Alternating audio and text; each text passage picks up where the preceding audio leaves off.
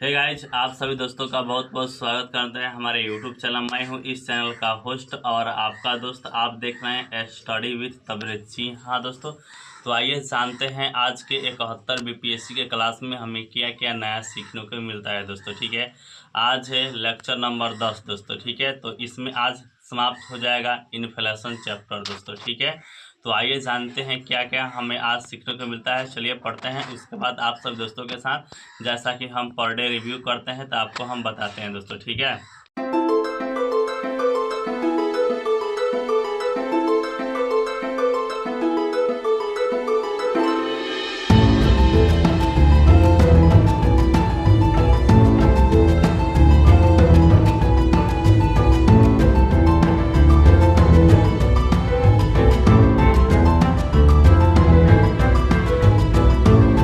पिछले वाले क्लास में दोस्तों हम मात्रात्मक उपकरणों को लिख रहे थे दोस्तों, जहाँ जिसमें हम बैंक दर, रेपो दर, एसडीएफ, एमएसएफ और आरआर को लिख लिया था दोस्तों। ठीक है, और बाकी था सीआरआर और एसएलआर और ओपन मार्केट ऑपरेशन दोस्तों। ठीक है, तो क्लास की शुरुआत यहीं से हुई। सीआरआर को लिखवाया गया है, उसके बाद एसएलआर को लिखवाया गया, उसके बाद ओपन मार्केट ऑपरेशन को लिखवाया गया दोस्तों। ठीक है, उसके बाद दोस्तों बात किया जाए तो उसके बाद आ गया गुणात्मक उपकरण में दोस्तों। ठीक है, जैसा कि हमने आपको बताई है कि गुणात्मक उपकरण 5 प्रकार का होता है। एक होता है सीमांत आवश्यकता। सीमांत आवश्यकता क्या होता है, तो आप ऐसे समझ लीजिए, आरबीआई सभी बैंकों को, जब बैंक को लोन लेने की आवश्यकता पड़ती है, बैंक अपने प्रतिभूति को आरबीआई के पास ले आकर रखती है। आरबीआई उतने का लोन नहीं दे पाती है, जो बच जाता है वही होता है सीमांत आवश्यकता दोस्तों। ठीक है, उसके बाद दोस्तों होता है शाखों की राशनिंग दोस्तों। यह क्या होता है, तो आरबीआई ने एक नियम बना दिया है कि हर क्षेत्र को इतना % लोन देना है तो देना ही है दोस्तों। एग्जाम्पल के तौर पर कृषि को 18% लोन मिलता है, छोटे और उद्योग को मिलता है 7.8% दोस्तों। ऐसे आप समझ चुके। तीसरा का बात किया जाए तो तीसरा होता है उपभोक्ता ऋण विनियमन दोस्तों। इससे ही आप समझ सकते हैं उपभोक्ता को जो ऋण मिलता है, इससे संबंधित नियम और कानून को इसमें लिखा गया है। चौथा होता है दोस्तों मोरल प्रेशर। मोरल प्रेशर क्या होता है, आरबीआई इसमें कहते हैं कि इस रूल को मानना होगा दोस्तों। ठीक है, ये हो गया चौथा, या मोरल प्रेशर बनाया जाता है, इस पर नैतिक दबाव बनाया जाता है। पांचवा होता है प्रत्यक्ष कार्रवाई। जब आरबीआई के नियमों को और कोई भी बैंक नहीं मानती है तो उसे उसकी लाइसेंस रद्द कर दी जाती है या उस पर पेनाल्टी लगा दिया जाता है, उसी को कहते हैं डायरेक्ट एक्शन दोस्तों। ठीक है, तो यहाँ तक हो गया मौद्रिक नीति में जो प्रकार होता है, तो यहाँ तक हमने कंप्लीट कर लिया है। अब बात करते हैं मौद्रिक नीति में एक और होता है गैर पारंपरिक नीति दोस्तों। ठीक है, जब ये मात्रात्मक और चयनात्मक उपकरण पूरी तरीके से फेल हो जाए या बहुत ही कम तरीके से लागू हो पाए, तब सरकार लेकर आती है गैर पारंपरिक नीति। तो गैर पारंपरिक नीति में भी 6-7 प्रकार है, आइए उसको जानते हैं। एक होता है हेलीकॉप्टर मुद्रा। तो यह क्या होता है दोस्तों, हेलीकॉप्टर मुद्रा वह मुद्रा होता है जब मंदी चल रही है तो सरकार पैसों की छपाई कर डायरेक्ट मार्केट में किसी माध्यम से लाकर दे देती है, उसी को कहते हैं हेलीकॉप्टर मनी दोस्तों। ठीक है, जैसे कि आपको याद होगा 2020 में करोड़ों रुपया निर्मला सीतारमण ने उद्योग के माध्यम से या कुछ के माध्यम से आपको भारत सरकार में दिया था दोस्तों। ठीक है, दूसरा होता है दोस्तों मात्रात्मक सहजता। यह क्या होता है, तो मार्केट में मुद्रा आपूर्ति को बढ़ाना है, इसलिए आरबीआई क्या करता है, सभी बैंक की प्रतिभूतियों को खरीद लेता है। जैसे आरबीआई सभी बैंक की प्रतिभूतियों को खरीदेगा तो आरबीआई सभी बैंकों को पैसा देगा, उस पैसे को बैंक मार्केट में ला देंगे, जिससे मुद्रा आपूर्ति बढ़ जाएगा दोस्तों। ठीक है, तीसरा होता है फेड टेपरिंग। यह क्या होता है, तो मात्रात्मक सहजता को धीरे धीरे कम करना फेड टेपरिंग कहलाता है दोस्तों। ठीक है, ऑपरेशन ट्विस्ट क्या होता है, इसमें सरकार लॉन्ग टर्म प्रतिभूतियों को खरीद लेती है। जी हाँ दोस्तों, आरबीआई सभी बैंकों की लॉन्ग टर्म प्रतिभूतियों को खरीद लेती है और शॉर्ट टर्म प्रतिभूतियों को बेच देती है। यही होता है ऑपरेशन ट्विस्ट। इसी का उल्टा होता है दोस्तों स्विच ऑपरेशन। स्विच ऑपरेशन में क्या होता है कि आरबीआई अपनी सभी दीर्घकालीन प्रतिभूतियों को बेच देती है और शॉर्ट टर्म प्रतिभूतियों को खरीद लेती है।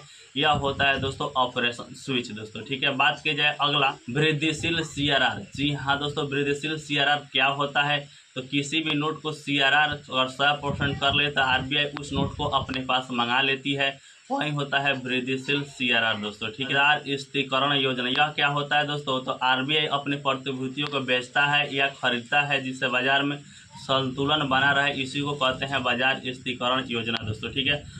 लॉन्ग टर्म रेपो ऑपरेशन दोस्तों, यह क्या होता है? जब रेपो दर पर ही सरकार 1 से 3 वर्ष के लिए लोन दे देती है, यही होता है लॉन्ग टर्म रेपो ऑपरेशन दोस्तों, ठीक है।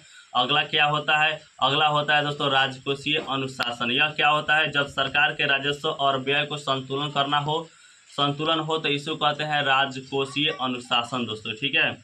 एक होता है राजकोषीय फिसलन। इसमें क्या होता है कि व्यय आपका ज़्यादा हो जाएगा और राजस्व कम हो जाएगा, तो यही होता है राजकोषीय फिसलन दोस्तों, ठीक है। तो यहाँ तक कंप्लीट पढ़ाई हुआ है दोस्तों। कल दोस्तों और बात कर ले, एक और पॉइंट पढ़ाई हुआ था। जैसा कि आप जानते हैं कि मुद्रास्फीति को नियंत्रण 3 प्रकार से किया जा सकता है, जैसे कि सरकार राजकोषीय नीति से करती है, RBI मौद्रिक नीति से करते हैं, एक और होता है तीसरा जो कि होता है प्रशासनिक नीति। तीसरा बच गया था, उसको भी पढ़ाई हुआ है।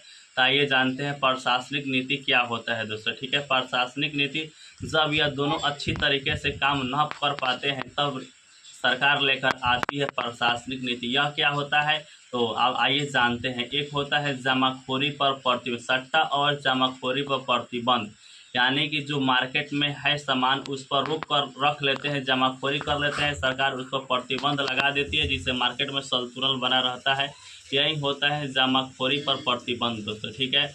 दूसरा होता है प्रत्यक्ष मूल्य निर्धारण दोस्तों। यह क्या होता है कि सरकार अपने स्तर पर जो प्राथमिक वस्तु जैसे फल सब्जियां, इस पर एक कीमत निर्धारित कर दे कि इस वस्तु को इतना कीमत है, इससे अधिक पर नहीं बेचना है, यही होता है दोस्तों प्रत्यक्ष मूल्य नियंत्रण दोस्तों, ठीक है। तीसरा बात किया जाए कि तीसरा अगला क्या होता है? अगला होता है बफर स्टॉक का उपयोग।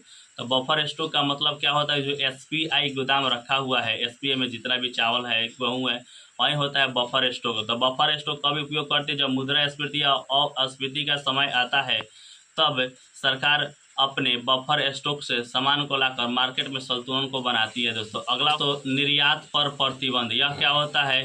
तो निर्यात पर प्रतिबंध यह होता है कि जब भारत में मुद्रास्फीति के समय हो जाए और वस्तु की कीमत हो जाए, तो यहाँ से वस्तु जो बाहर में जाता है उस पर प्रतिबंध लगा देता है कि भारत में शॉर्ट उस वस्तु का ना हो पाए और मार्केट संतुलन ना बिगड़ पाए, यही होता है निर्यात पर प्रतिबंध।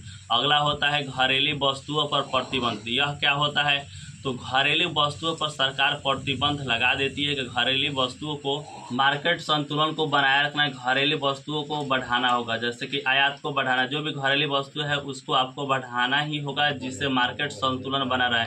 तो यहाँ तक कंप्लीट पढ़ाई हो चुका है। यह तीनों यहाँ पे आपका मुद्रास्फीति कंप्लीट समाप्त हो चुका है दोस्तों, ठीक है। तो आइए जानते हैं थोड़ा सा ब्रीफ में क्या क्या हमें सीखने को मिला है। ब्रीफ में हमें क्या क्या सीखने को मिला है, तो इस चैप्टर में मुद्रास्फीति क्या होता है, अपस्फीति क्या होता है, कैसे नियंत्रण किया जाता है, और उसके बाद दोस्तों मौद्रिक नीति क्या होता है, मौद्रिक नीति में कितने प्रकार आता है, क्या होता है, कैसे नियंत्रण होता है दोस्तों।